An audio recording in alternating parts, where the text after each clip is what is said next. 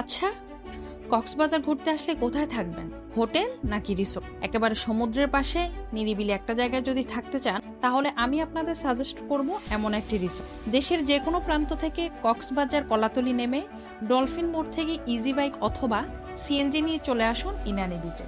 ব্যাস, marine drive ধরে চোখ ধাঁধানো রাস্তা পেরিয়ে চলে আসতে পারবেন এই এক টুকরো স্বর্গে।